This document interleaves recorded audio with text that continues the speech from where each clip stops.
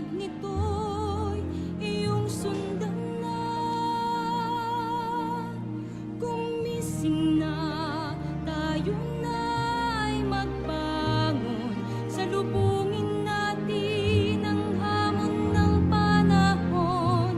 Atin ang tuklin ang serbisyong humayo. Ebanghelyo ng Diyos, hindi itatago. Ito'y misyon ng aming puso. Gumising na, bangon na, ilibot sa paligid ang iyong mga mata. Hindi mo ba nakikita? Sila'y nakatali sa pagkakasala. Gumising na, tayo na'y magbangon. Salubungin natin ang hamon ng panahon. Atin ang tuklin ang serbisyong humayo. Ebanghelyo ng Diyos, hindi tatago. Ito'y misyon ng aming puso. Gumising na, Naka-live na ba? bangon na, Saan ka makikita yan? humayot salita ng Diyos ipamalita. Tayo na, kilos na, habang may panahon sila'y dalhin kay Kristo. Gumising na, tayo na'y magbangon. Salubungin natin ang hamon ng panahon. Atin ang sundin ang serbisyong humayo. Ebanghelyo ng Diyos, hindi tatago. Ito'y misyon ng aming puso. Isang puso, iisang layunin, isang serbisyo para sa Panginoon. Ikaw, ako, tayo'y magsasama. Tagumpay ay kay Kristo. Tagumpay ay kay Kristo. Tagumpay ay kay Kristo. Gumising na, tayo na'y magbangon. Salubungin natin ang hamon ng panahon. Atin ang tuklin ang serbisyong humayo. Ebanghelyo ng Diyos, hindi tatago. Ito'y misyon ng aming puso. Gumising na, tayo na'y magbangon. Salubungin natin ang hamon ng panahon. Salubungin ang hamon. Atin ang tuklin ang serbisyong humayo. Ebanghelyo ng Diyos, hindi tatago. Ito'y misyon ng aming puso. Ito'y misyon ng aming puso.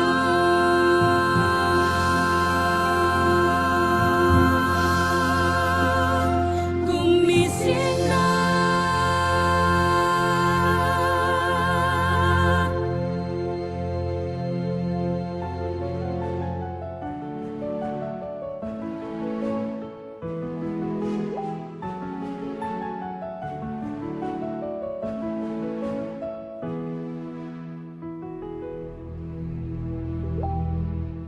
Araw-araw nating nakikita ang iba. Di natin alam kung anong buhay meron sila. Ba't di mo sabihin kay Jesus magtiwala at magsisi sa mga kasalanang na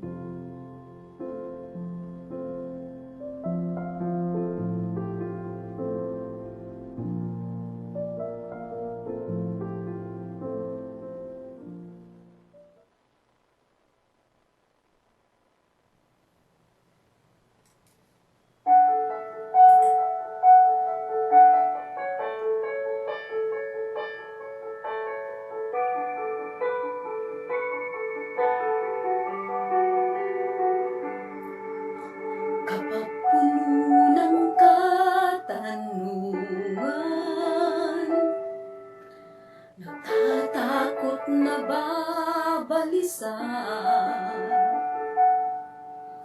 Jesus, ikaw ang kasagutan. Pag-asa ko sa'yo nagmumula. Kapag nagugulong ihanan, nababalot ng panghihina, sa iyo magtitiwala. Habang buhay maniniwalang ikaw ay Diyos sa lahat ng sandali, sa bawat pangyayari, hindi nagkakamali.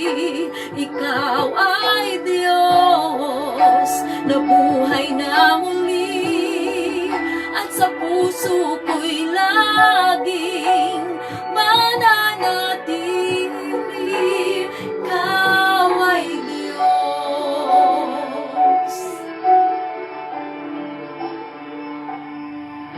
Problema ay pinapayagan, dakila ang iyong dahilan,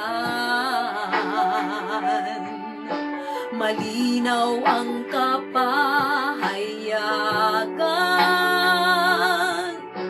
Ikaw ay Diyos tapat kailan paman, at sa bawat kaganapan, hindi na mag-aalinlangan. Sa iyo'y may katiyakan. Habang buhay pananaligang, ikaw ay Diyos sa lahat ng sandali, sa bawat pangyayari, hindi nagkakamali. Ikaw ay Diyos na buhay na muli, at sa puso ko'y laging mananatili. Ikaw ay Diyos, buong buhay ko'y ibibigay sa'yo. Imposible ay kayang-kaya mo.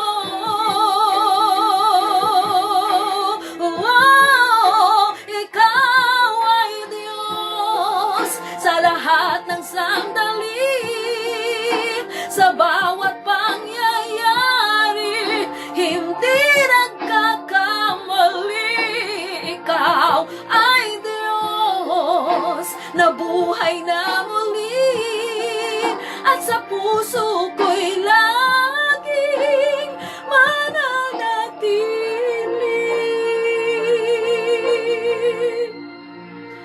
Ikaw ay Diyos.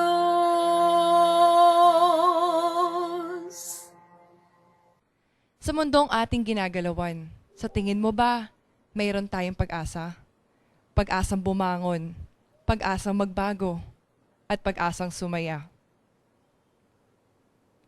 Inihahandog ng Lighthouse Bible Baptist Church ang pinamagatang Kwento ng Pag-asa.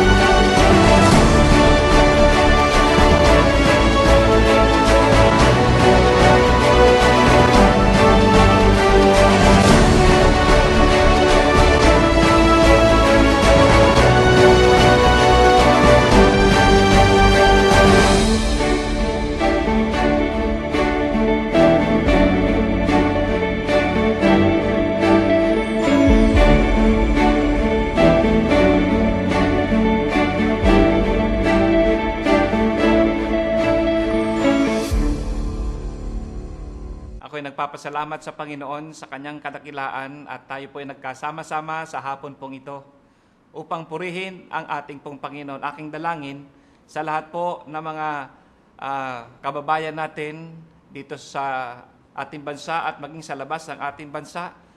Ako'y nagpapasalamat at niloob ng Panginoon na ang kanyang salita ay may pahayag upang magbigay pag-asa sa bawat isa. Lalong-lalo na po doon sa mga taong pakiramdam po nila ay nawala na sila ng pag-asa. Ito pong palatuntunan ito sa hapon ay magbibigay papuri po sa ating pong Panginoon. Nakita ho natin doon po sa video ng namalas po natin ang kabutihan po ng Diyos. At sa pamamagitan po ng kanyang kapangyarihan, ipinakita niya po ang kanyang pag-ibig sa pamamagitan ng mga napakagandang nilikha ng ating pong Panginoon. Ang Diyos po ay dakila.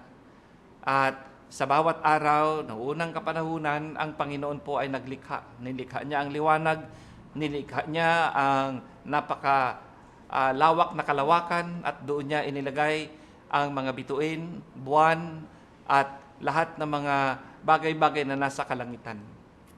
Ito ay nagpapahiwatig ng kaluwalhatian po ng ating Diyos.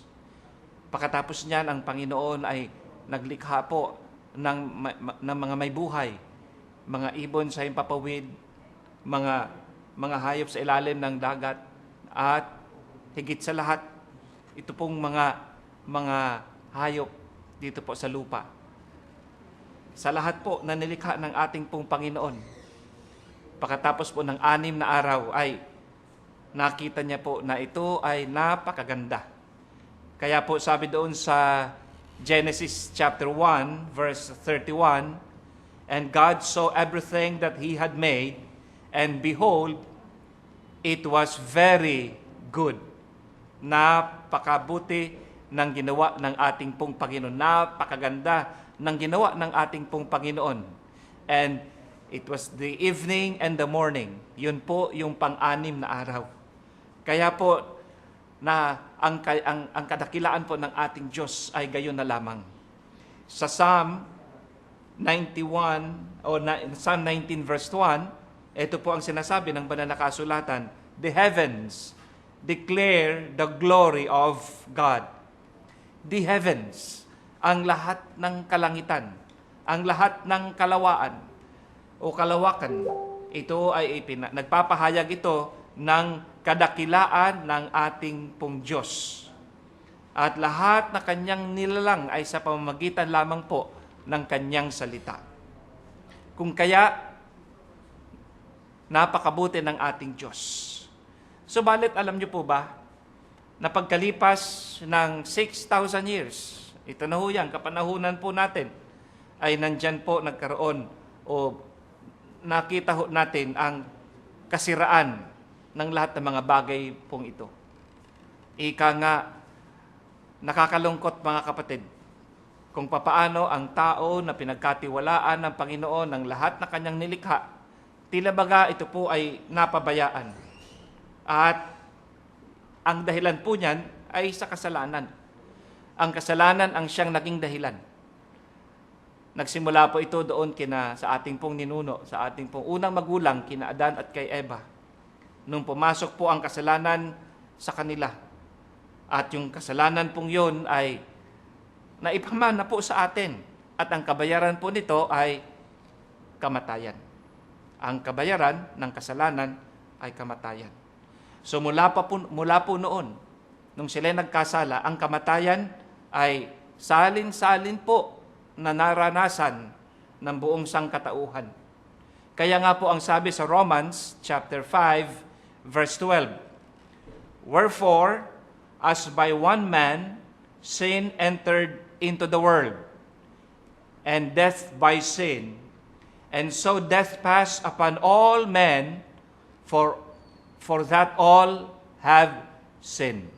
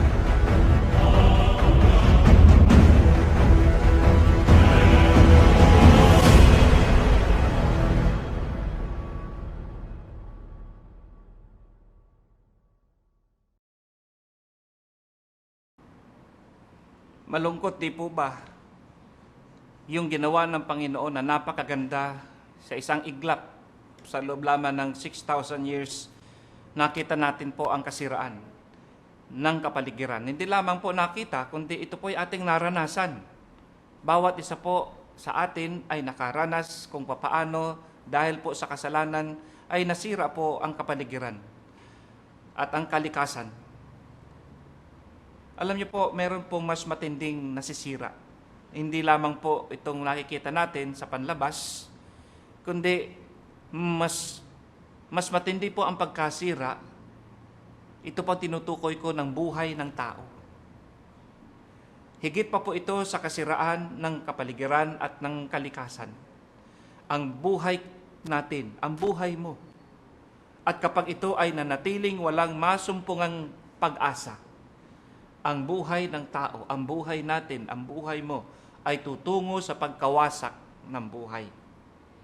Marami na pong nawasak na buhay na nandyan lamang ang pag-asa, abot kamay lamang ang pag-asa, subalit hindi nila ito naranasan. May mga kadahilanan kung bakit nangyari ito sa kanila. Subalit sa pagkakataon pong ito, tingnan po natin sa isang positibong pamamaraan ng ating pong Panginoon. Lahat po tayo na nakikita, kasabay po natin na nanonood sa live broadcast pong ito, bawat isa sa atin ay binibigyan ng Panginoon ng pag-asa sa araw na ito. Ito ang pag-asa upang ang buhay natin ay makita natin na ito'y napakahalaga. Kaya nga sabi ng banal na kasulatan, sabi po ng Biblia, kapag namatay ang taong masama, ang tinutukoy po na taong masama ay yung mga namatay na hindi nagawang magsisi ng kanilang kasalanan. Ito yung mga taong namatay na hindi nakapagtalikod sa kanyang kasalanan. Naalala niyo po ba ng ating pong Panginoon Jesucristo nang siya po ay napako sa krus ng Kalbaryo? Yung pong nasa kanyang kanan, sa binggit ng kanyang kamatayan, siya po ay nakapagsisi at nakapagtalikod sa kanyang kasalanan. Subalit yung nasa kaliwa ng ating pong Panginoon Jesus, sila po ang tinutukoy ko na nawalan na sila ng pag-asa. Nawalan na sila ng pag-asa sa kanilang buhay. Hindi na nagawang magsisi. Kaya nga yung lalaking yaon na nakapako sa kaliwang kamay ng ating pong Panginoon Jesucristo Jesus, sa kaliwang bahagi, anong sabi sa ating Panginoon? Kung ikaw nga ay tagapagligtas, bakit hindi mo iligtas ang iyong sarili, pati na kami? Patuya niyang sinabi at kinausap ang ating pong Panginoon Jesucristo. Alam niyo, subalit yung nasa kanan ng ating pong Panginoon, nung tiningnan niya ang ating pong Panginoon Jesus, sabi niya, Panginoon, alalahanin mo ako pagdating mo sa iyong kaharian. Yun po ang kaibahan ng taong namatay na masama. Hindi nakapagsisi ng kanilang kasalanan. Ngayong araw pong ito ay nakakapakinig po tayo ng salita ng Diyos. Ito po'y pag-asa na binigay sa inyo ng ating pong Panginoon. At pwede pa rin po tayo magkaroon ng pagtalikod sa kasalanan. Kasi nga po sabi ng banal na kasulatan, kapag namatay ang taong walang pag-asa o taong masama, kasamang nalilibing sa kanya ang pag-asa. Kasi wala na siyang masumpong pag-asa. Kaya yung pag-asa, kasamang nalilibing sa kanya. Bakit? Kasi nung siya nabubuhay, nanalig siya sa kanyang kayamanan. Ang pag-asa niya ay sa kanyang kayamanan. Ang pag-asa niya ay nasa tao. Ang pag-asa niya ay nasa mundo. Ang pag-asa niya ay nasa salapi. Ang pag-asa niya ay nasa gobyerno. Ang pag-asa niya ay nasa karir niya. Na hindi po masama ang mga ito. Subalit kung ang pag-asa po natin, tayo po yung nananalig po doon at wala sa ating pong Panginoon, kasama ho nating ililibing ang pag-asa. Kaya, ano pang sabi sa Proverbs chapter 11 verse 7? Ito nga po yung aking sinabi. When a wicked man dieth, Sino nga po yung wicked man? When a wicked man dies, yung mga taong hindi nakapagsisi ng kanilang mga kasalanan. When a wicked man dies, his expectation shall perish. Ano po yung expectation? His hope. Yung kanyang pag-asa. And the hope of the unjust man perishes.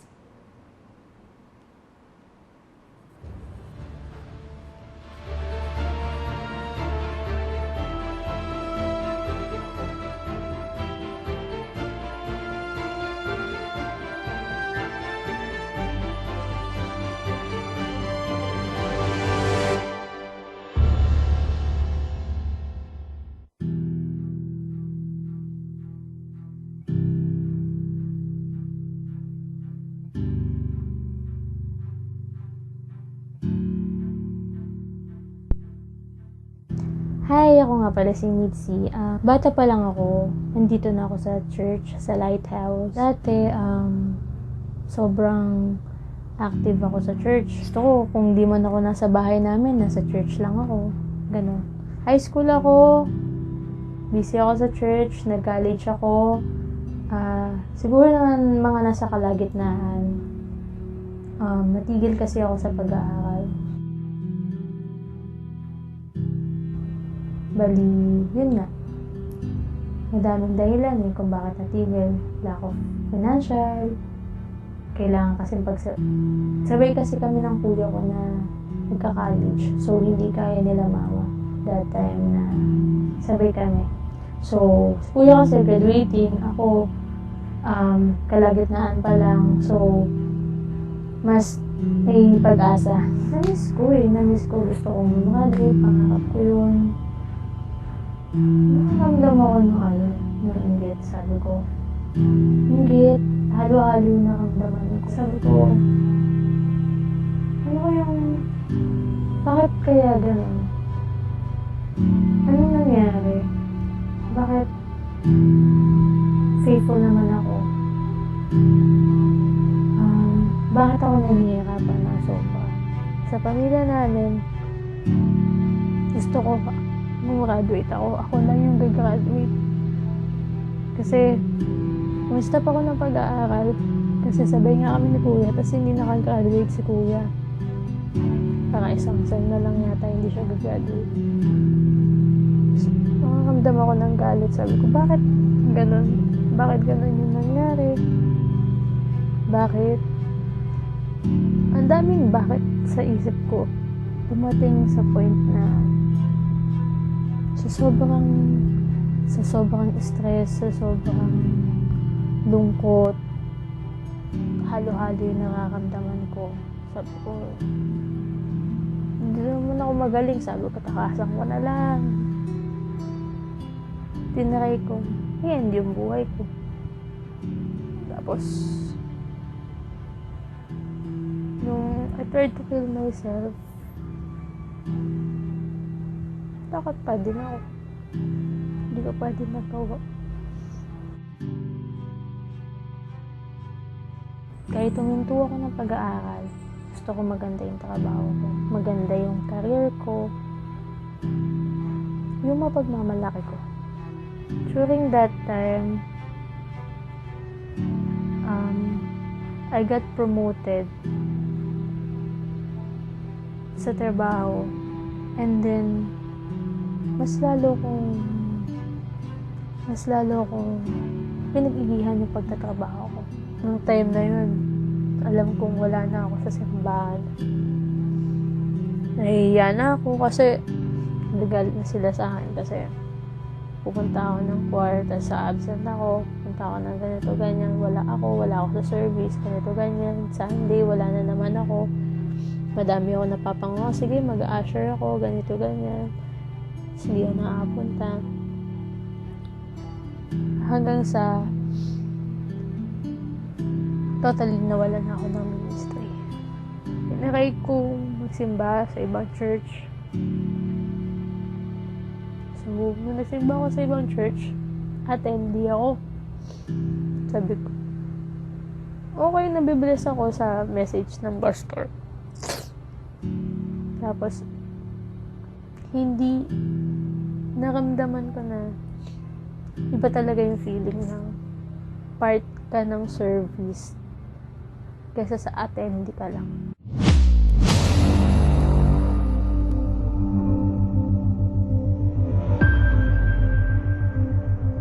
Ako nga pala si Miko. Lumaki ako sa simpleng pamilya.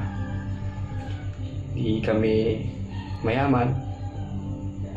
Hindi rin kami may kaya. Mahirap lang kami. Yung nanay ko, labandera. Yung tatay ko, karpintero. Ganun lang yung buhay namin pero nakakaraos naman. Kinakaya naman. Yung nag-aaral kami sa public school. Yung third year ako, yung kita ko nag-aaral sa Pasig. Pero nung fourth year ako, lumipat na kami ng Antipolo kasi yung tatay ko nagkaroon ng bagong trabaho, naging caretaker siya ng lupa. Doon kami tumira kasi kailangan namin siyang samahan. Wala akong nagawa, sumama na lang ako kasi kailangan namin magkaroon ng pera para may pangkain araw-araw. Unti-unti naging okay naman kasi dumami yung kaibigan ko, nagkaroon ng mga bagong kabarkada. Kaya naging okay naman po unti-unti. Hanggang sa tumagal, karoon ako ng mga kasama sa inuman, kasama sa galaan, tambayan. Doon ako natutong manigarilyo, yun. Hindi umuwi ng bahay, mga babae, tumikim ng kung ano-ano. Doon ko natutunan lahat ng bisyo. Pero yung droga hindi ko sinubukan kasi ewan ko, baka iba yung epekto eh. Kasi nakita ko yung epekto sa mga classmate ko eh, kaya hindi ko siya tinikman. Yung nag-college ako, malayo yung school dun sa Antipolo kaya nilipat ako sa Pasig. Kaya nung time na yun, ako lang mag-isa sa Pasig kasi lahat sila nasa Antipolo. Ako lang yung tao sa bahay namin. Doon mas lalong naging malala. Dahil hindi alam ng mga magulang ko dahil ako lang. Sobrang dilim ng bahay namin, sobrang lungkot. Yung time na yun, yung mga kaibigan ko, yung nagbigay ng saya, nagbigay ng liwanag. Yun. Kaya yun, nagkaroon ng liwanag yung bahay namin. Iba-iba nga lang yung liwanag, iba-iba kasi yung ilaw. Parang naging disco yung bahay namin. May lamesa sa harap, may inuman. Kasi yun yung nakapagbigay sa akin ng saya eh. Dahil doon nakakalimutan ko yung problema ko dahil sa mga kaibigan ko, nandiyan sila. Pero araw-araw ganun lang yung nangyayari. Pagbababae, pag-iinom, paninigarilyo, tambay. Ganun lang yung naging buhay ko. Lagi puyat. Yung gabi nagiging araw, yung araw nagiging gabi. Halos hindi na ako pumapasok sa school.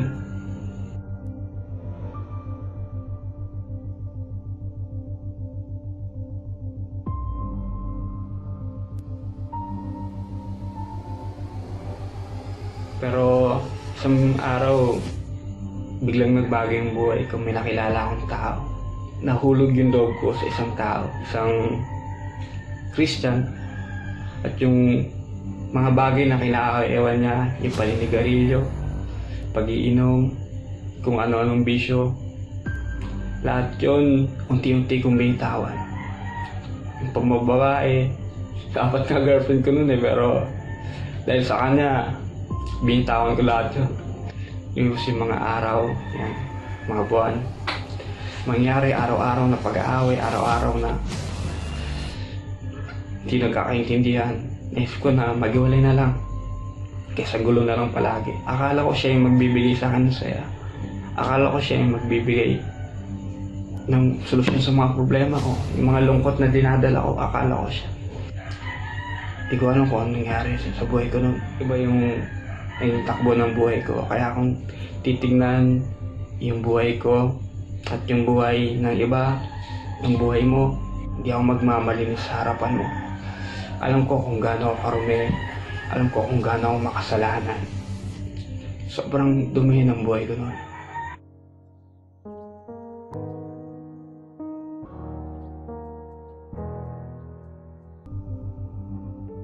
I am Alex Mabait, 22 and 6 years na ako sa LBBC Pasig. Nag-start ako magsimba elementary dahil kay Nanay Francia na sinasama niya kami. Hindi ako naging consistent sa church nung elementary kasi syempre bata, ayokong gumising ng maaga, tinatamad ako, tsaka sobrang mahihain ako. So high school ako nag-start magloko. Hindi naman loko-loko na nagbisyo pero dun ko nailabas yung ugaling hindi ko akalaing ako. May inaway sa grupo ko, syempre resim ako, dapat matapang ako, ganyan-ganyan. So natuto ako makipag-sparring. Sparring ba tawag doon? Basta sa bunutan, sa pakan, or anything, basta naging basagulera ako, which is hindi nyo alam. Kasi hindi ko kinukwento and hindi ako proud doon. Dumating yung third year na nag-catch up ulit sa amin si nanay na, "Uy, kayo nga, magsimba kayo." Kasi parang hindi ko alam kung paano nag-start. Basta may gathering siguro na nagkita-kita kami nila nanay, tapos in-invite niya kami sa church. Yun yung time na nakatira siya sa Bipitay. And then, yun, na-invite kami sa church and dun yung unang time na nagbago ako. Naging active ako sa church dahil sa kaibigan. And hindi ko pa naiisip pa rin yung kailangan ko magsimba kasi ganito, ganyan, para sa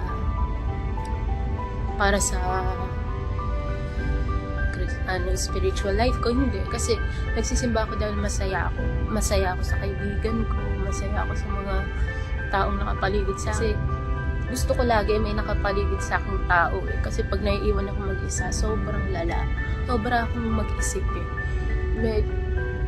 suicidal ako, maliit na bagay lagi kong iniisip, pag namatay ako, iiyak to. O kaya pag namatay ako, tignan lang natin kung hindi sila mahirapan. Tsaka lagi kong iniisip, pag nawala naman ako, tsaka lang naman nila ako maiintindihan. Kaya every time na may problema ako, yun agad ang naiisip ko na mag-suicide. Nag-church ako, third year, naging okay ako. Umiwas ako sa mga kaibigan kong hindi Kristiyano. Gusto kong panindigan na nag-church ako, kaya iniiwasan ko lang. And that time, naging okay yung flow ng aking Christian life hanggang sa nakilala ko si Ate Gladys. Naging leader ko and siya rin yung ginamit ng Panginoon para ipaunawa sa akin yung kaligtasan. So that time, naging super okay ako Feeling ko super okay ako sa church. I mean, hindi lang sa church. Naging super okay ako sa sarili kong buhay, sa pag-aaral ko, at sa pamilya ko. Naging okay ako. Pumasok ako sa mga ministry na gusto ko at nasa puso ko. Nagpagamit ako sa Panginoon sa mga taon na yun. Tapos, eto, syempre, susubukin tayo ng Panginoon. At the age of 16, nagpaligaw ako at pumasok ako sa relasyon na first time ko lang naranasan. Kasi yung naging partner ko, naging boyfriend ko, is working.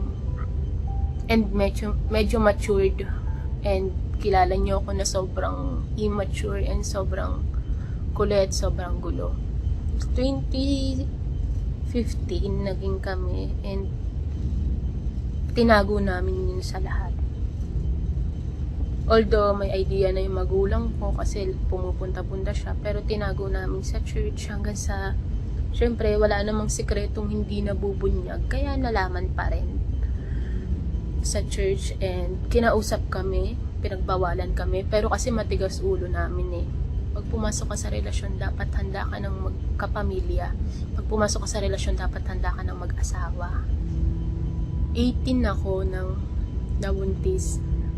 Sobrang aga, di ba? Sobrang temptation.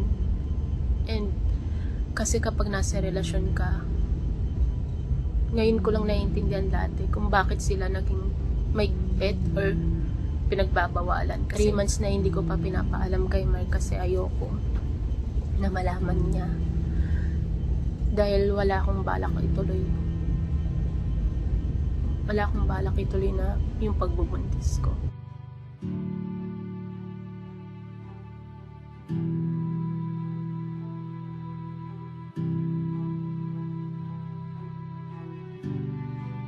Hi! Yan. My name is Helen. Lumaki ako sa church actually.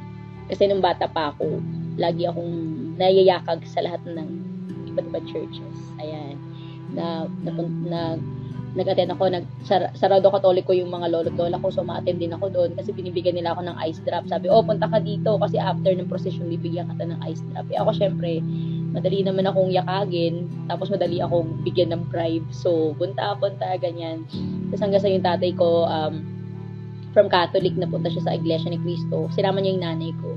So, yung after, sumama si mama, tapos sinama na yung buong family. Sinama ako one time ni Kuya Mel sa DBBS, so nandun pa kami sa Ilisco Road. So, doon ako parang, syempre unang-una naming bata din, although marami rin naman bata sa INC, kaya lang dito kasi parang dami namin mga craft, ganun. So, para ako, ang nangyari sa akin, naging aktibo ako kasi parang naaliw lang ako. Naaliw kasi man yung mga kaibigan mo, which is normal naman pag bata ka, di ba? Pag feeling mo, you belong there, so nandun ka na, sa mga pinsan ko, nandun din sila. Mula nung 13 years old ako, na-diagnose ako to have psoriasis. Okay, psoriasis is an autoimmune disease characterized by red patches. O ayan, may pagka-technical tayo ngayon na namumula, nagbabakbak, nagtututong, nakakadiri tingnan. Okay, so during that time, when I was 13, syempre, nung time na hindi pa ganun ka-common ng psoriasis, so hindi pa siya alam ng lipunan. So doon ko naranasan yung hindi ako nilalapitan, ang dami nandidiri sa akin, sa school, sa lahat ng pinupuntahan ko.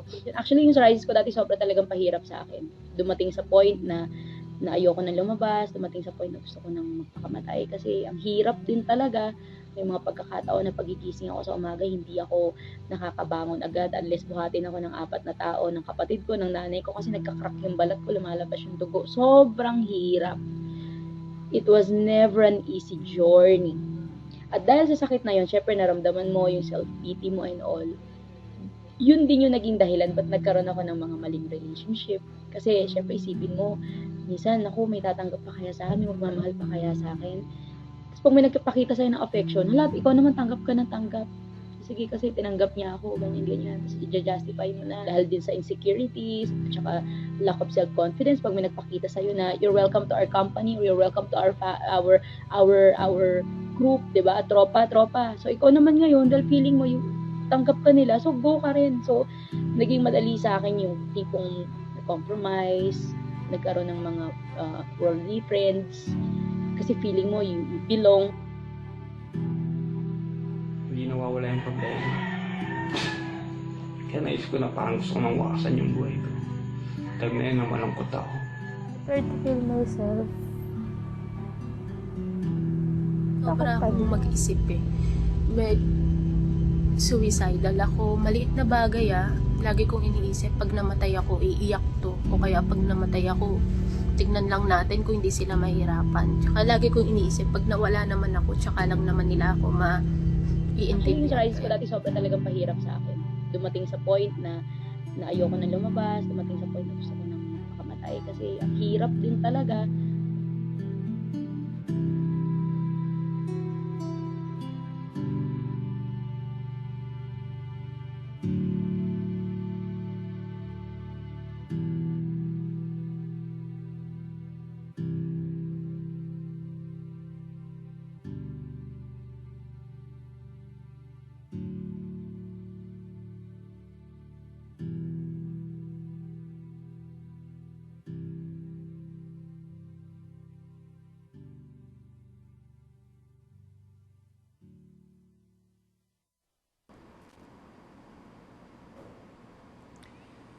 Sa mundong ating ginagalawan, sa tingin mo ba'y meron pa tayong pag-asa? Pag-asang bumangon, pag-asang magbago, o pag-asang lumaya? Sa kwentong ito ng pag-asa ay nagbalik alaala sa akin nung ako din po ay bata pa. Siguro mga grade 6, grade 5, papasok ng high school. Nakapag-isip din po ako noon na mas mabuti pa kaya ay mamatay na lang ako. I also entertained this thought in my mind. Ito yung panahon na may sakit ako, ang mga magulang ko ay nasa palengke, dahil yun po ang negosyo ng aking mga magulang, nanay, tatay ko. may sakit, naghahanap ng kalinga sa magulang. Subalit nung nalaman nila, sa halip na sila'y mag-alala, na siyang aking inaasahan sa aking mga magulang ay sermon ang aking napakinggan. Kesyo, yan, lakwatsa kasi ng lakwatsa. Yan, hindi tumigil kasi ang paa sa bahay. Laro dito, laro doon. Yan, laro sa ulan, naligo ka na naman siguro. Maghapon sa ilog. Nagpatuyo ka na naman ng pawis sa likod. Abay, ako naman, di pabebe ng damdamin. At sa loob-loob ko, sabi ko, sana nga, mamatay na nga lang ako. Pag namatay ako, iiyakan nila ako. Alam nyo, baka meron din tayo mga anak na ganyan, hindi lamang po natin napapansin. At shocking na lang sa atin na hindi lang naman pala sila nagpapabebe, kundi talagang hindi lang natin sila naintindihan. You know, seriously, if you have suicidal thoughts, think on these things, itong mga bagay-bagay na ito. O kaya mayroon tayong suliranin na napakabigat, ano man po ito, na napakabigat na suliranin sa ating pong buhay, na dala-dala natin, lalo na hindi natin nasasabi sa iba.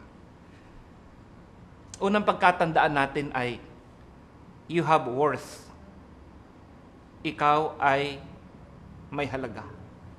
At napakahalaga po ninyo, napakahalaga natin, ang buhay po ng tao. Ang buhay mo. You have worth. Sabi sa Genesis chapter 1, verse 26, and God said, let us make man in our image, after our likeness. Yan ang sinabi ng Diyos. Likhain natin, lalangin natin ang tao. Ayon sa ating larawan, ayon sa ating wangis. Kaya nga po sa lahat na nilikha ng Diyos, ikaw ang pinaka-espesyal na nilikha ng Diyos. Ikaw, pinaka-mahalaga sa lahat ng nilikha ng ating pong Panginoon. Yung lahat ng mga nakikita natin sa mundong ito, lahat po yan nilikha sa pamamagitan lamang ng Kanyang salita. Subalit ikaw iba, ang tao ay iba. Sabi sa Genesis chapter 2 verse 7, nilalang ng Panginoon, Diyos ang tao mula sa alabok ng lupa. At pagkatapos niyan ay hiningahan ang kanyang butas ng kanyang ilong at ng hininga ng buhay. And God breathed on his nostril, the breath of life. At ang tao ay naging buhay na kaluluwa. Kaya, espesyal na nililoko tayo ng Diyos. Ang tao, ikaw, ginawa ka ng Panginoon, obra maestra ka ng ating pong Panginoon. Kaya ikaw ay nandito, minarapat ng Panginoon na bigyan ka ng diwa ng ating sarili, ng iyong sarili, na makita natin ang kanyang pag-ibig, madama ang kanyang pag-ibig. Kaya nga nung sinabi ng Panginoon, likhain natin, let us made man. Yung us po doon ay tumutukoy po sa tatlo. Ang Diyos Ama ay umiibig sa iyo. Ang Diyos Anak ay umiibig sa iyo. Ang Diyos Espiritu ay umiibig sa iyo. At ito pong tatlong ito ay iisa. Ang ating Panginoon, ipinamalas niya ang kanyang pag-ibig po sa atin. Kaya ikaw yung napakahalaga. Sa 1 John chapter 5 verse 7, sabi po ng banal na kasulatan, for there are three that bear record in heaven. Sa kalangitan ay meron pong nagpatotoo. The Father, the Word, and the Holy Ghost. Ito pong tatlong ito. Tatlo na naman. And these three are one. Kung kaya, mga kapatid, nandyan ang ating Diyos. May umiibig po sa iyo. Pagamat parang wala na atang umiibig sa akin, wala na ata akong magagampanan sa mundong ito. Wala nang halaga ang aking buhay. Pero hindi po. ikaw ay binigyan ng Panginoon ng buhay. Kaya ito po'y napaka-halaga ng buhay natin. Dito sa verse 8, 1 John chapter 5 verse 8, "For there are three that bear witness in earth, the Spirit, the water, and the blood. And these three agree in one."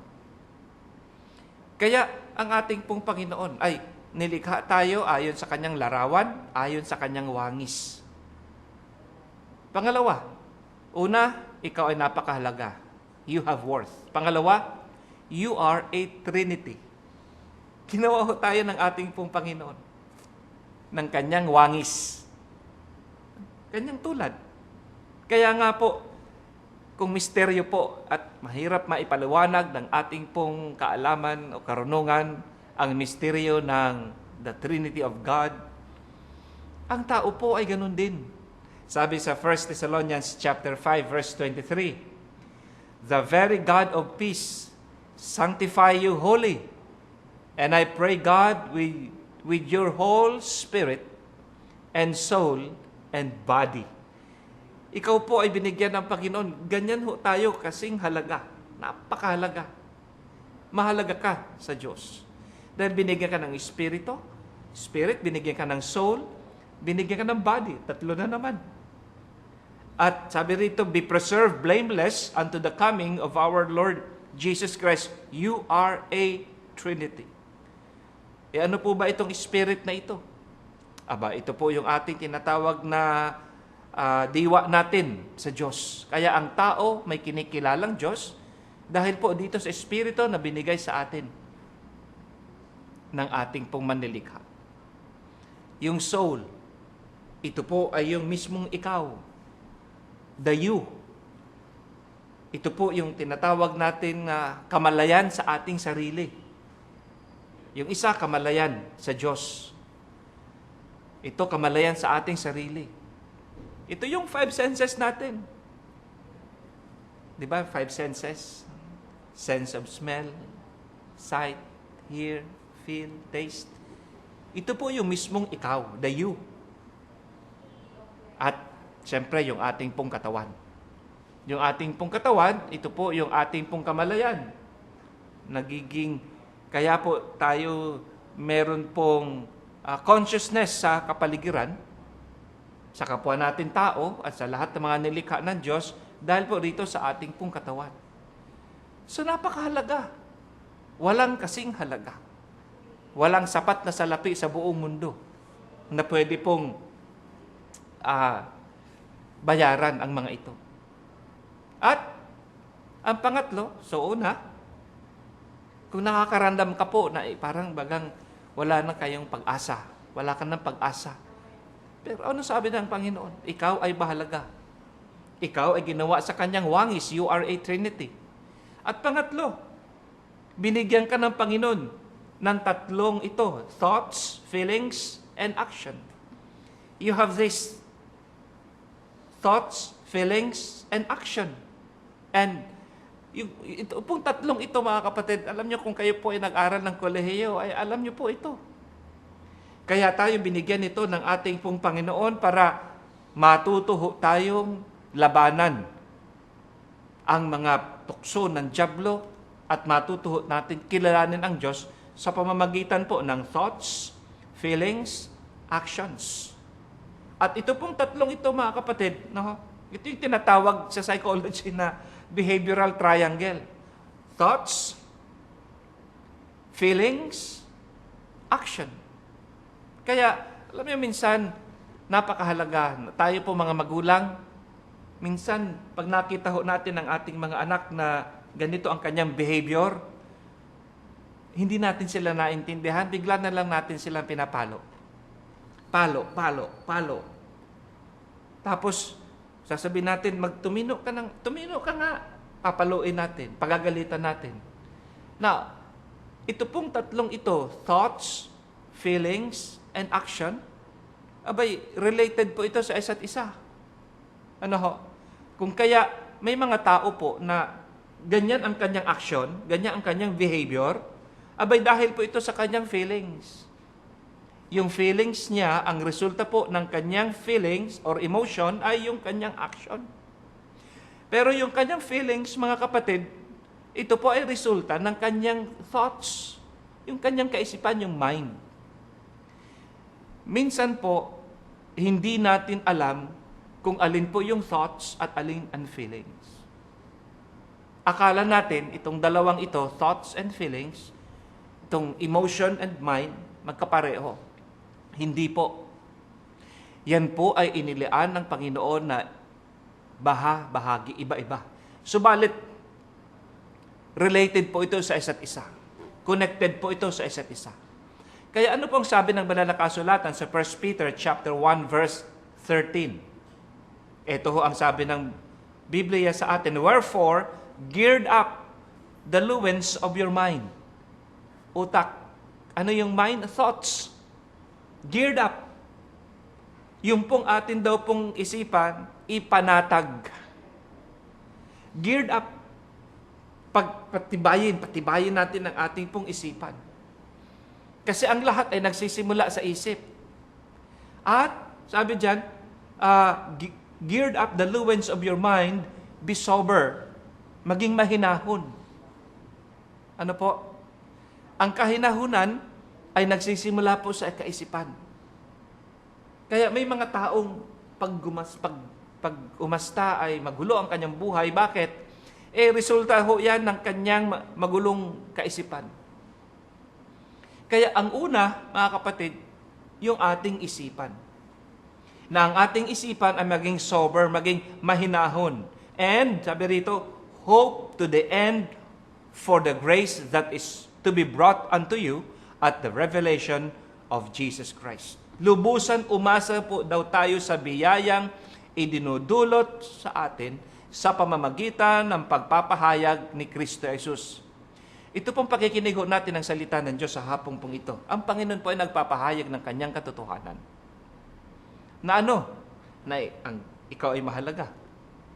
Na ikaw ay ginawa sa kanyang wangis. Na ikaw ay binigyan ng Panginoon ng special thoughts, special feelings, at special action. Alam nyo, pag ma-distinguish po natin ito at malaman po natin kung paano po natin gagamitin yung thoughts, kasi binigay po sa atin yan ng Panginoon.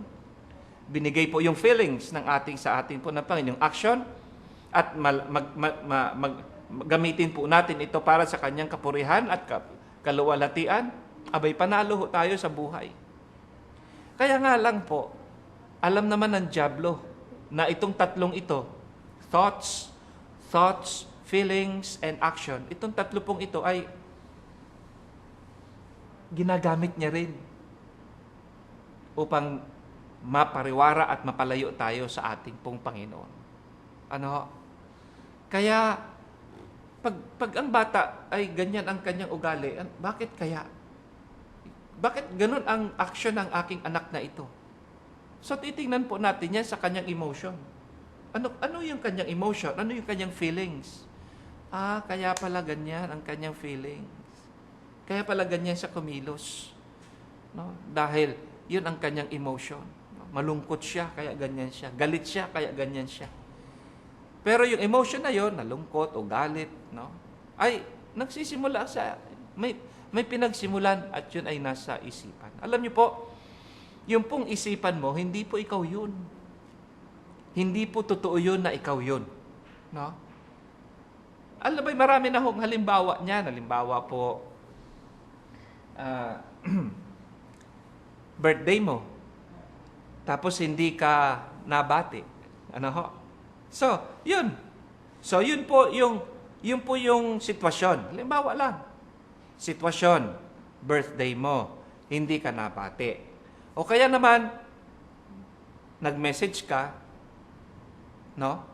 Abay, yung message mo ay hindi nila ni-like. Wala silang comment. So, sa isipan mo, no? Doon magsisimula yan sa isipan. So, sasabihin mo, ayaw nila sa akin. Ayaw niya sa akin. So, yun po yung thought. Yun pong nasa isip. At pag yan po ay naluto sa isipan natin, ayaw niya sa akin, ayaw niya sa akin, ayaw niya sa akin, ayaw niya sa akin. Magre-result po yan sa sunod, emotion. Di ba? Thoughts, feelings, emotion. So, pag, ayaw sa akin, malungkot ka. Ayaw sa akin. At ang emotion mo, malungkot. Ang emotion mo, rejected ka. Okay, yan ang emotion mo, yan ang pakiramdam mo.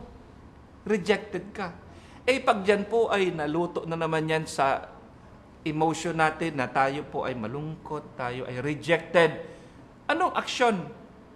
Di ba? Thoughts, feelings, and action. Ano yung action? Pwedeng i-isolate mo sarili mo. Lalayo ka sa kanya. O lalayuan mo siya. O ngayon, so lumalayo ka na. Kasi, konektado po itong tatlong ito. O pag lumayo ka na ng lumayo, eto, tagal ko nang hindi sila nakikita, wala man lang. Ito na naman, pupunta na naman doon yung cycle sa thoughts. Wala man lang nagme-message sa akin. Nag-birthday na naman ako, wala naman lang bumati sa akin. 3 birthday ko nang dumating sa buhay ko. O i-entertain mo na naman yung thoughts na yon. So, ano yung thoughts? Wala man lang bumibisita sa akin. In-isolate mo na nga ang sarili mo, walang bumibisita, parang wala silang pakialam. Ito na nga, wala na nga silang pakialam. Talaga. So, anong sunod noon? Ano naman ang makikita natin emotion noon? Resulta ng mind, ng thinking. So mag-isa ka. Mag-isa ka na lang. Ayaw nila, wag niya. Ayaw nila. Ayaw ko rin sa kanila. Tapos may galit ka na sa kanila. So yun ang resulta. Galit ka na sa kanila. At ngayon, since galit ka na, siguro magte-text ka rin, no? Hindi ka na rin kung kaya mag-i-email. O kaya magpapadala ka ng anonymous letter na magpapahayag ng galit mo sa kanya. O kaya gagamit ka ng ibang tao para magalit din sa kanya. Nagsimula lamang yan sa hindi kanya nabati ng happy birthday. Hindi man lang ikaw nakamayan ni pastor. Di tuloy-tuloy na yun, mga kapatid. Iikot na naman. So, anong action na ginawa? Nagpadala ka ng mensahe, email. Tapos, magpa-process na naman sa thoughts. Tapos sasabihin mo,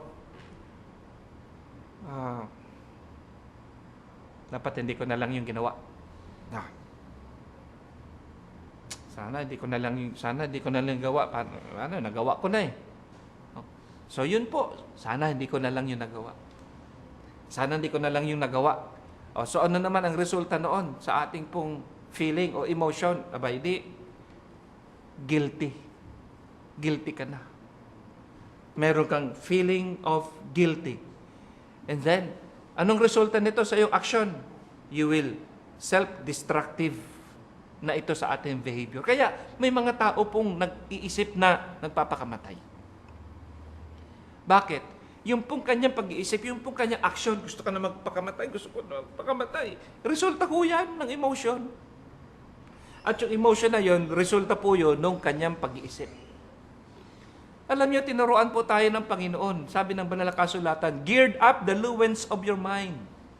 Yun po, 1 Peter chapter 1, verse 3. Be sober, maging mahinahon, at ipanatag ang iyong kalooban. So, paano natin po yan lalabanan? Pakinggan po ninyo ito. Kasi ito may binigay ng Panginoon sa tatlong ito sa atin. Yung mind natin, yung emotion, at yung action. Abay, nandito, bahagi ho yan ng ating pong buhay. Kaya sa susunod po na nag-isip ka na hindi nila ako mahal. Ayaw na nila sa akin, ayaw na nila makipaglaro sa akin. Ang dapat po na ginawa, pag meron ho tayong isipan na ganun, na negatibo sa ating pong isip, ating pong thinking, dapat po harangin natin kaagad yun. Harangin kaagad. Paano natin ito haharangin? Yung thought na yon, yung naisip natin na yon na na negatibo sa ating buhay, ay i-contest po natin. Talaga nga ba talagang ang kaibigan kong ito ay ayaw niya na sa akin? I-contest. Yung thought na yun, harangin na yung thought bago mabuo yung sa emotion. Bago ka malungkot, i-process uli yung thought na yun.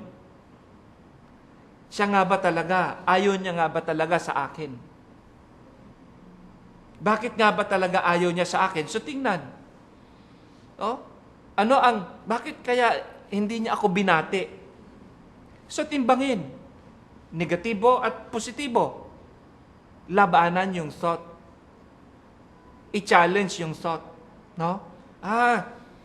Siguro kasi hindi niya naman nabasa masyado. Okay? Yung birthday ko, hindi niya naman nabasa. No? O kaya, baka hindi niya naman alam na birthday ko. Okay? So, yun. O kaya negatibo. Ano kaya ang nangyari? Bakit kaya ganito? Siguro, sira naman siguro yung kanyang computer. O kaya wala naman talaga, nawala siguro yung kanyang cellphone, ninakaw siguro. Ganun. Okay. Kaya mga kapatid, kapag ito po ay ating nilabanan, okay, sige. Harangin po yung thought na yon, magbibigay sa iyo ng panibagong action. Yun po, malalabanan po yan. Kaya, sa ating pong buhay, mga kapatid, napakalaga itong tatlong ito. Thoughts, feelings, and action.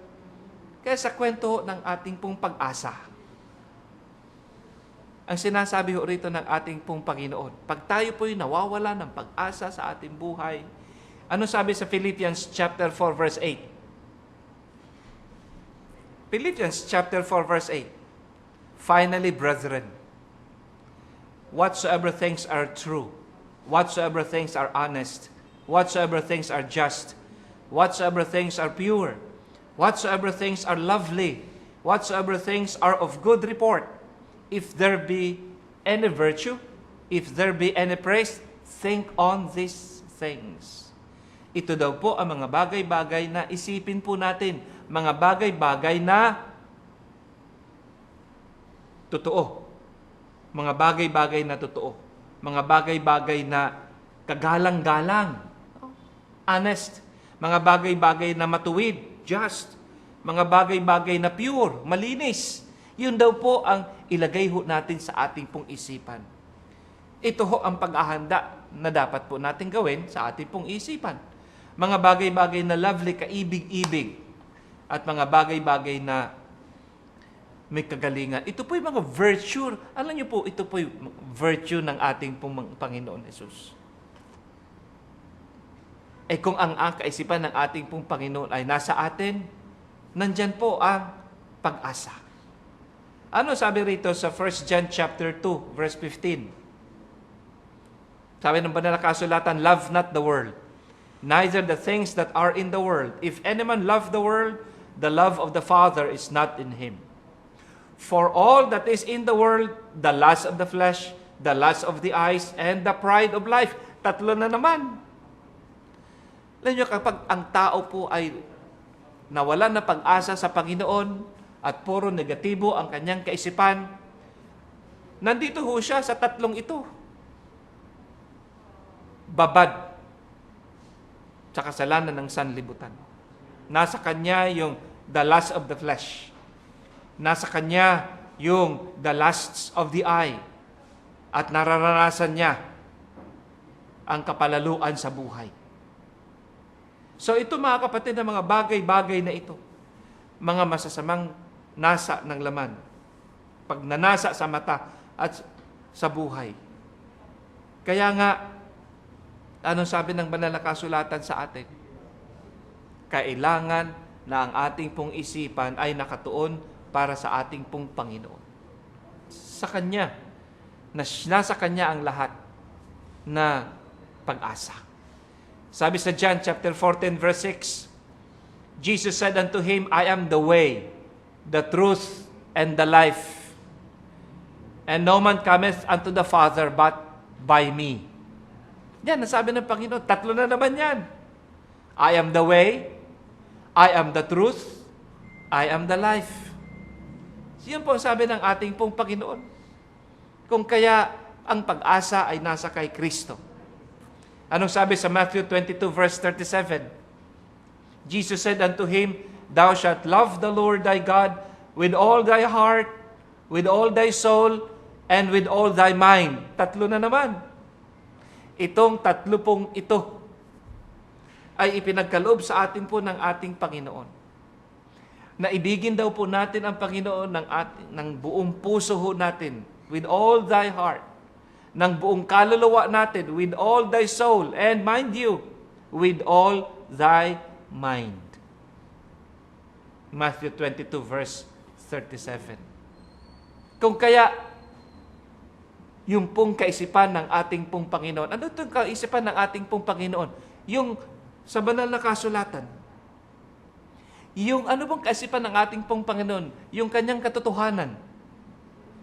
Madalas po kasi kapag tayo po ay wala na sa gitna, sa sentro ng kalooban ng Panginoon, napapariwara tayo, napapalayo. At kulang tayo ng sustenance o sustansya ng salita ng Diyos sa ating buhay.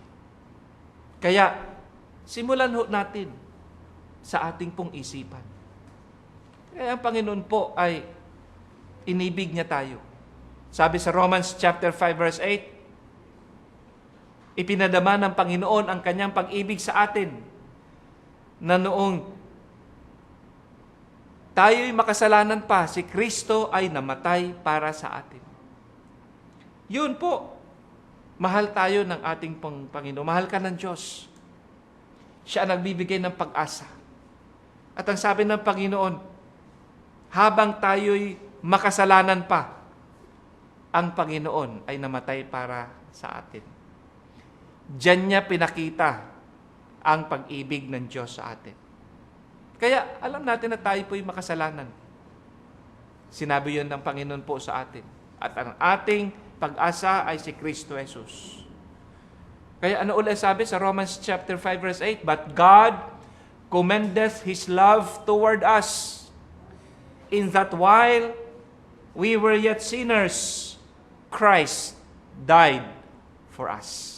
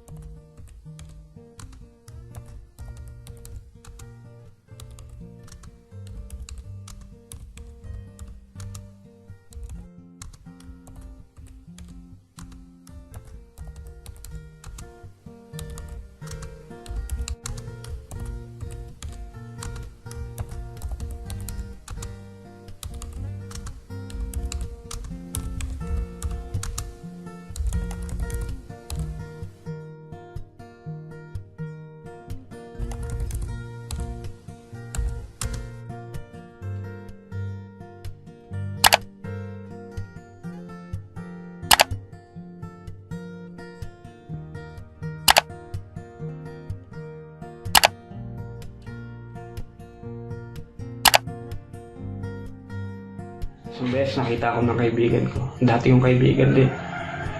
Nakasama ko sa kalokohan, kasama ko sa kabiruan, kasama ko sa mga gulo, sa away. Nakita ko siya. Sabi ko, sinare ko sa kanya yung problema ko. Tagulat ako sa kanya na bigla siya nag-share sa akin ng tungkol sa Bible. Parang bigla akong natulala at nawala sa pagkakalasing. Parang isip ko, bakit kunti yung kausap ko, parang ibang tao ata ito. Parang isip ko na sobrang lasing bakit iba yung ibang tao yung nakausap ko. Yung nagbahagi siya sa akin ng tungkol sa Bible, tungkol sa naging buhay niya ngayon. Isip ko na parang ikaw pa ba yan? Parang iba ka na. Tapos hanggang dumating yung Linggo, nakikita ko siya na naka-long sleeve, naka-slacks, naka-black shoes. Sabi ko, uy, saan ka punta? Trabaho ba yan? Sama ako. Pero sabi niya sa akin, hindi, magsisimba ako. Sisimba ka, pero sige. Sabi ko, ingat. Pero dumating yung mga linggo. Kada linggo, pinupuntahan niya ako sa bahay. Nihayaya niya ako. Pero tumatanggi ako kasi ayaw nga. Parang di ako sanay sa ganun eh. Pero one time, pinilit niya ako. Sabi ko, sige, pagbibigyan na kita isang beses lang. Kaya sumama ako. Nagbahagi pa yung pastor nila. Yun. Nag-invitation, nagkaroon invitation sa church nila. Kaya yun, sabi ng pastor na kung sino man sa inyo ang may dinadalang karamdaman, kabigatan, problema, nawawalan na kayo ng pag-asa sa buhay, lumapit kayo. Yung mga oras na yun, parang may kumurot sa puso o may kung anong bagay. Yung time na yun, syempre, hiya pa rin ako pero tinaas ko yung kamay ko. Konti lang, ganyan. Konti lang, yan. Nung matapos yung panalangin, may taong makbay sa akin at binahaginan ako ng salita ng Panginoon at tungkol sa kaligtasan. Kung ano ba yung tungkol sa kaligtasan. Pero sabi ko, gusto ko pong magbago yung buhay ko. Gusto kong mawala yung problema ko. Gusto kong alisin lahat ng dinadala ko. Parang napapagod na ako sa buhay ko. Sabi ko, gusto kong magbago. At yun, binahagi na niya ako. Pinagdasan niya ako. Kinahapunan, nagbiyahe ako papunta Antipolo. Nagpunta ako doon para humingi ng tawad sa nanay ko, sa tatay ko. Sabi ko na yung pinaghirapan nyo, pasensya na, dahil ganito lang. At niyakap lang ako ng tatay ko. Sabi niya, anak, pinapatawad na kita. Alam ko, nagkamali ka lang. Nung oras na nabunutan ako ng tinik sa dibdib ko, hindi ko alam na merong nakikinig. Nakikinig pala ng mga hinanakit ko. Meron nakikinig sa bawat pag-iyak ko ng mga problema ko. Meron palang Diyos na nakikinig sa akin. Akala ko, tinadala ko yung mag-isa lang. Lumipas yung mga linggo, mga araw yun. Sumasama na ako sa church, sa gawain, sa Pasig. Kaya yun, dumaan man yung pagsubok, nag-ups and down yung buhay ko, pero salamat sa Panginoon kasi kung dating problema ko, dinadaan ko lang sa bote-bote na inuman. Pero ngayon, dinadaan ko na sa panalangin. Kasama yung mga kaibigan ko, mga kapatiran ko sa simbahan. Sila na yung nababahaginan ko ng problema ko. Nagkaroon ako ng magandang buhay ngayon. Naging masaya yung buhay ko. Na yung mga dating akala kong magpapasaya sa akin, hindi pala yun yung magiging solusyon. Dahil lang magiging isang solusyon lang yung Panginoon. Kaya ngayon, patuloy akong lumalaban. Patuloy akong bumabangon. Bumabangon ako para lumaban. Hindi ako bumabangon para takasan yung nakaraan ko.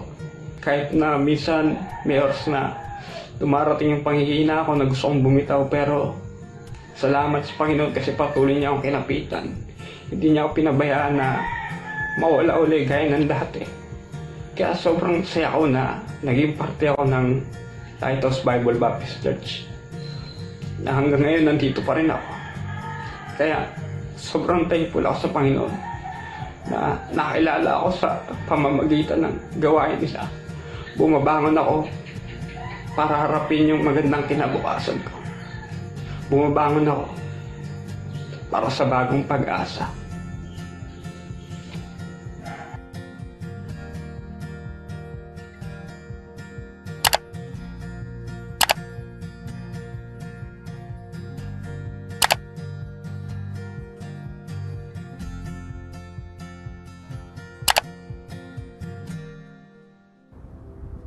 Gusto kong bumalik sa simbahan. Gusto kong bumalik sa church. Gusto ko ulit magkaroon ng ministry. Gusto ko ulit sumaya ng buo. I miss myself. I miss serving God. After that, kasi ilang din hong binabagay ni pastor yung time yun. Hindi ko alam kung paano ako babalik. Hanggang sa tanong ako sa best friend ko. Consultant ko yan eh. So, lagi ko siya tinatanungan na ano ba gagawin ko, paano ba ako masisimula, sabi niya. The first step, sabi niya, usapin mo si pastor, ask for First, ask for forgiveness sa Panginoon. And then, everything will follow. Kapag wala talaga yung puso mo doon sa isang bagay, hindi ka siguro talaga babalik. Siguro ako, yung puso ko talaga nandito eh. Sasabi ko yung puso ko nandito. Kasi kahit anong wala ko, anong ligaw ko, anong saya ng labas, hinahanap ko pa din kasi. Kasi, di ba, naging choice ko na bumarkada, naging choice ko na malayo umalis, naging choice ko lahat ng so, kung magiging choice natin lahat ng alam natin hindi makakabuti sa atin, siguro talaga, mawawala talaga tayo, maliligaw talaga tayo. Siguro mas nakakatulong kapag kami kaibigan kang believer. Wala kasi, nakatulong talaga. Laking tulong ng best friend ko kasi magpapasalamat ako sa Panginoon kasi nagkakaroon ako ng best friend na believer. As in, hindi nga ako sinukuan. Laging wala kaming kain sa labas na hindi namin pinag-usapan yung pagbalik, yung church, yung kamusta, yung buhay nga. Balik tayo sa Panginoon. Sabay-sabay tayo, balik tayo sa Panginoon. Malapit nang dumating ang Panginoon. Sulitin na siguro natin yung mga natitira natin araw dito sa mundo. Puso. Ayan.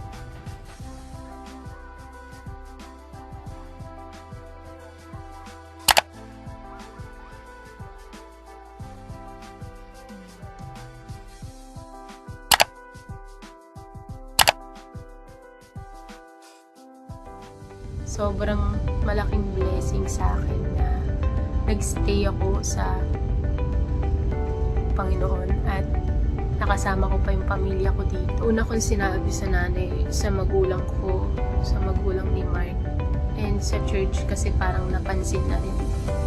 So, kinausap ako ni Tita Nelly. Kinonfirm niya kung totoo. That time, napaka-pride ko. Kinakausap ako, hindi ako umiimik kasi una, ayokong umiyak.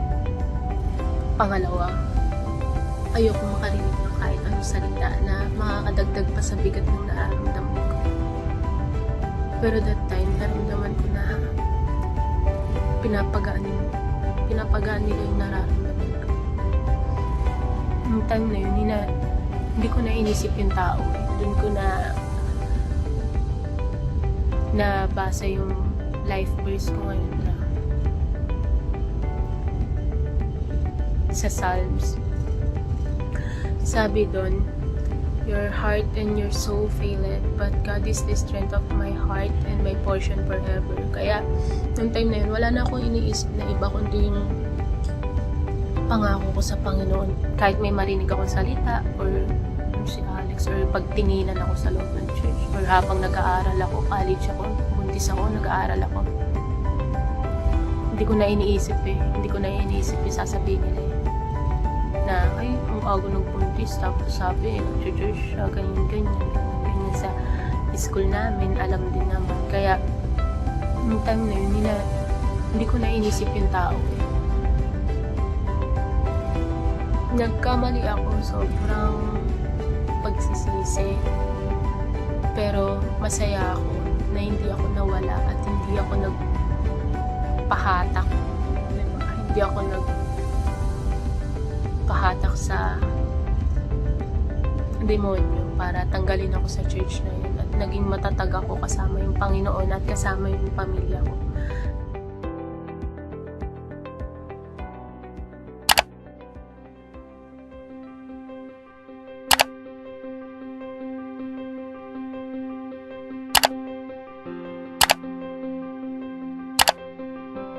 Until in 2006, nagkaroon kami ng retreat. Kung nakita, kumbaga kung ano talaga ako sa harapan ng Panginoon.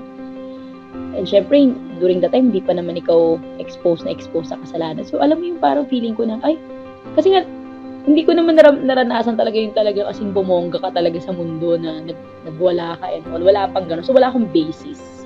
So, parang minsan parang isipin mo, hindi mo ako kasing katulad niya. So, parang minsan nag-ano ka ba? Nagko-compare. Pero hindi pala ganun yun.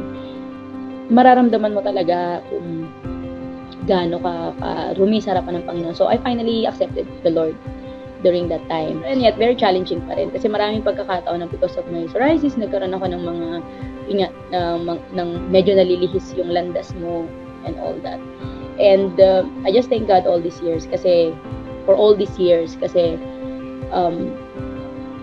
kahit maraming beses that even sometimes there are times that I even doubted my salvation kasi nga dami mga compromise and all, pero God's grace has been there to bring you back. And now I'm happy and I'm even I'm feeling blessed kasi ngayon kahit may psoriasis ako, alam ko na God has a reason why I have this. God has a reason why He gave me this. Kasi kung wala akong ganito, baka hindi ko hanapin ng Panginoon. Baka mabuhay lang ako kung paano ko gustong ibuhay yung buhay ko, di ba? My life should have been more wasted kasi wala ito sa Panginoon. And tapos at the same time, because of this psoriasis, meron ako isang group ngayon na inaay kasi it's a Sorfil or Psoriasis Philippines group sa FB. Matagal na akong member doon pero hindi ako active. Pero naisip ko, bakit hindi ako mag-reach out sa kanila? So, lately, I added some of them. I posted some, yung mga feel-good lang na post. And ang dami nagla-like. So, nagkakaroon ako ng mga kaibigan. May mga nag-a-add sa akin. May private message sa akin. So, ang goal ko is to reach out to them and share to them the gospel. Nakita ko lang dito na whatever na nangyayari sa buhay natin. Sometimes we may question God, sometimes we may feel, alam mo yun, tampo or, Panginoon, ba't ako pa? Pero let's just trust God. Let's just trust His heart, His plans for us. Kasi sa atin, pwedeng sobrang hirap na hirap ka, di ba? Pero yun pala yung yun yung way ng Panginoon para maitama yung buhay mo. Let's have the desire of knowing God more dun sa mga pagkakataon na nasa tayo ay in pain, tayo ay nanlulumo. So, ngayon I'm in Nigeria because I came here last year to visit my team. And yun nga, nagkaroon ng lockdown. And for now, actually, dati ang pinaka-anchor ko sa buhay is yung dreams ko. Gusto ko kasing super yaman kasi gusto ko magkaroon ng foundation para sa mga bata. Sabi ko kasi lumaki ako sa church, so gusto ko rin magkaroon ng foundation for children na kung saan tuturuan sila ng gospel. Kasi alam ko how it is to have a good foundation from the Word of God. So, yun yung goal ko talaga. Mas tinitingnan ko ngayon ay kung paano ako gagamitin ng Panginoon despite of my situation and despite of the challenges that I'm experiencing. Kung paano i-reveal ng Panginoon yung sarili niya sa sitwasyon na kung saan nandito ako ngayon.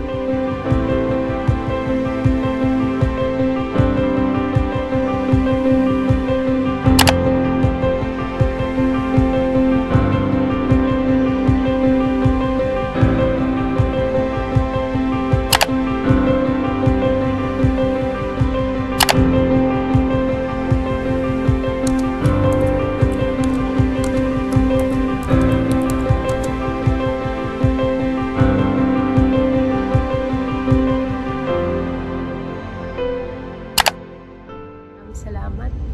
Ako po si Alex. Thank you. Sana maging blessing ako sa tao.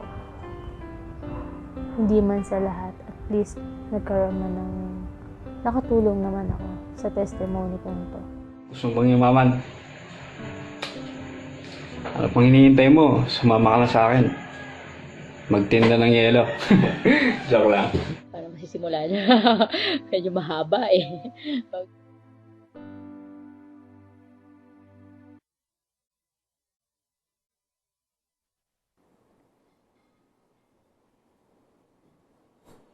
May kwento ka ba ng pag-asa? Ano ang kwento niyo po sa buhay? Bawat isa sa atin ay meron pong kwento. Meron po tayong ikikwento. Sa buhay pong ito, ang Diyos po ang siyang ating pong pag-asa. Bawat isa sa atin, meron ka bang karamdaman? Gusto niyo rin po bang, nag-isip ka na rin po ba na ikay magpakatiwakal, mamatay? Sa buhay natin na ito, napakahalaga. Ikaw ay ginawa ng Panginoon. Napakahalaga ng iyong buhay. Ang dapat lang natin gawin, aminin na tayo po ay makasalanan.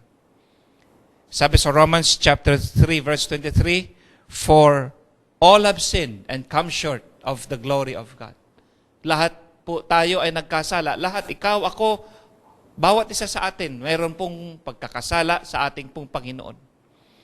At dahil sa kasalanan na ito ay ang kabayaran ay kamatayan. For the wages of sin is death. Subalit, bagamat kamatayan ang kabayaran ng ating pong kasalanan, Romans chapter 6 verse 23, ang regalo ng Diyos ay buhay na walang hanggan. At ito po ay galing kay Kristo Jesus. Ang ating pong Panginoon Jesus ay namatay, ipinakita niya ang kanyang pag-ibig sa iyo sa pamamagitan ng kanyang kamatayan sa krus ng Kalbaryo. Siya ay inilibing at pagkatapos po ng 3 araw, siya ay nabuhay naman muli. Kung kaya ang sabi ng Panginoon sa Romans chapter 10 verse 9, if we confess, kung ating pong ipapahayag mula sa ating pong bibig ang Panginoon Kristo Jesus, kung ipapahayag natin na tayo po'y nagkasalat, inaamin natin, at nagpakumbabaho tayo, at sumampalataya at maniwala sa Kanya mula sa ating pong puso, kung ito pong ating pong isipan ay ating pong babaguhin, magkakaroon po tayo ng pagbabago sa ating pong emotion, at magkakaroon po tayo ng pagbabago sa ating pong behavior. Kaya, hindi na tayo nagtataka na kahit si Mary Magdalene, nagbago. Yung dating mga lasinggo, nagbago. Yung dating magpapakamatay, magpapatiwakal dahil sa pagtanggap kay Kristo, pagbabago ng kaisipan, pagkuha ng kaisipan ni Kristo Jesus, nagkaroon sila ng pagbabago. Pagod ka na ba sa kasalanan? Pagod ka na ba sa kamunduhan? Pagod ka na ba sa kakahanap ng tunay na kaligayahan? Ang sabi ng Panginoon sa 1 John chapter 1 verse 9, if we confess our sin, kung ating ipapahayag ang ating pong mga kasalanan, ang Diyos ay tapat. He is faithful and just to forgive us. Ang Panginoon po ay gumagawad sa atin ng kapatawaran. Patatawarin tayo ng ating pong Panginoon kung ating pong ipapahayag sa mga sandali pong ito. Kung ang inyong pong puso ay nagpapahayag, Panginoon, patawarin niyo po ako sa aking mga kasalanan, O Diyos. Linisin niyo po ako sa aking mga kalikuan. Kung yun po ang iyong nararanasan sa hapong pong ito at gusto mong tumanggap kay Kristo Jesus sa puso mo, mangyari po ay magpakumbaba tayo. Once and for all, tanggapin niyo po si Kristo Jesus sa puso niyo. Kung ikaw naman ay gustong manumbalik po sa Panginoon, napariwara ka at sa matagal na panahon ay hindi ka nakapaglingkod sa Diyos, sinuway mo ang kanyang kautusan, at sa pagkakataong ito, itong hapon na ito, nangungusap po ang Panginoon sa puso mo. Bakit hindi ka rin lumapit kay Kristo at tumanggap sa Kanya? Sa inyo, na mga nandyan po't nakikinig, na tumanggap na kay Kristo Jesus, pero hindi ka pa po sumusunod sa tubig ng bautismo. Hindi pa natin nararanasan ang tunay na pagsunod kay Kristo Jesus. Nandun pa rin po tayo sa sanlibutan. Bakit hindi mo isuko din ang Panginoon ang buhay mo sa Panginoon? Kung meron po sa inyo ang nais tumanggap kay Kristo Jesus sa anuman kadahilanan, gusto niyong manumbalik sa Panginoon, tayo po ay mananalangin.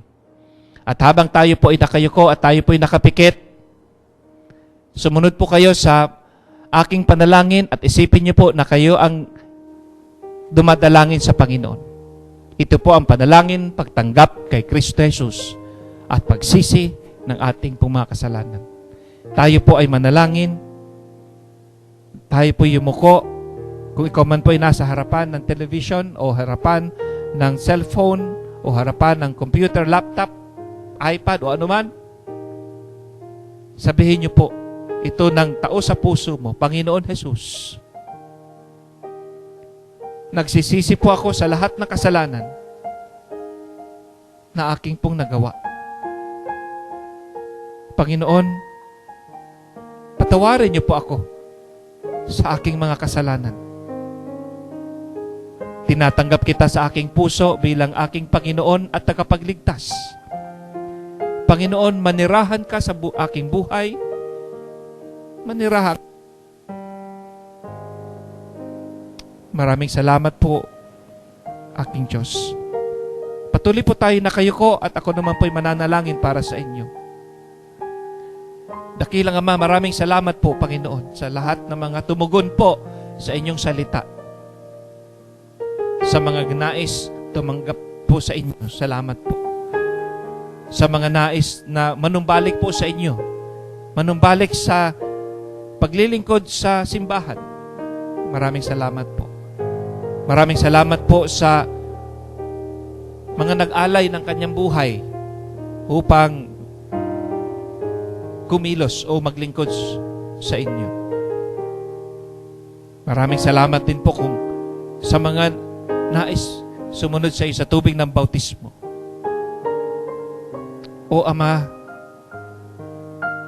ang lahat po sa kanila, O Diyos, aking itinataas para po sa inyo. Ito po ang aking dalangin sa pangalan ni Kristo Jesus. Amen. So, hindi pa po tayo natatapos habang pinapakinggan po natin itong awitin na ito. Ay, pagbulay-bulayan po natin pa ang ating po mga napakinggan. At magkaroon pa po tayo ng mga pagmuni-muni at nais kong tawagin itong ating mga kapatiran sa Lighthouse Bible Baptist Church upang himukin ang bawat isa sa atin na maging tapat sa Panginoon, magtiwala sa ginawa niya sa krus ng Kalbaryo at maglingkod kasama namin sa Kanya.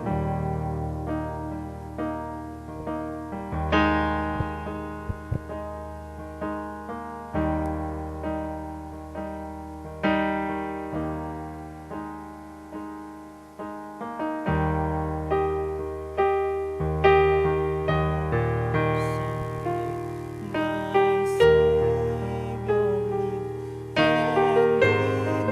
my sovereign God.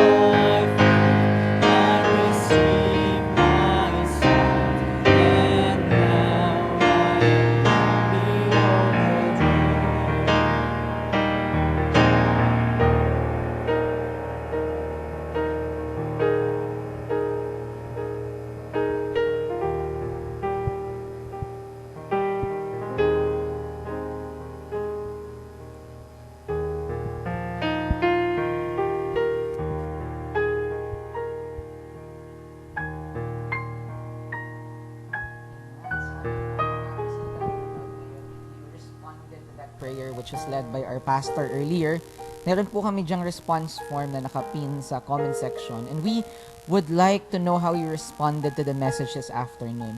I-click nyo lamang po yan. And actually, those who invited you will also forward you a copy of that form, the link to that form. And would like you to click that form and just fill it out. We would love to pray for you and hear about the decision you made for the Lord Jesus Christ. So as we close this afternoon, why don't we sing that song one more time, that first verse one more time, At the Cross.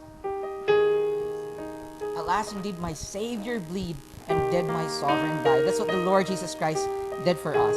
He bled on the cross and died so that we can have hope in Him.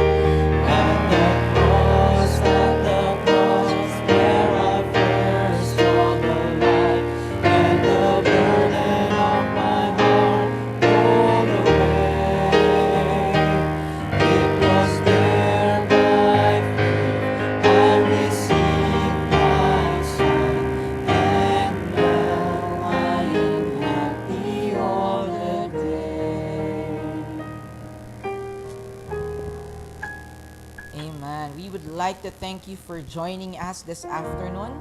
We hope that we had a glimmer of hope from the stories which we heard. Lahat po tayo ay may pinagdadaanan, lalo na po sa taong ito, no, that 2020, that's been an unprecedented year. And it's so easy to become hopeless and despondent.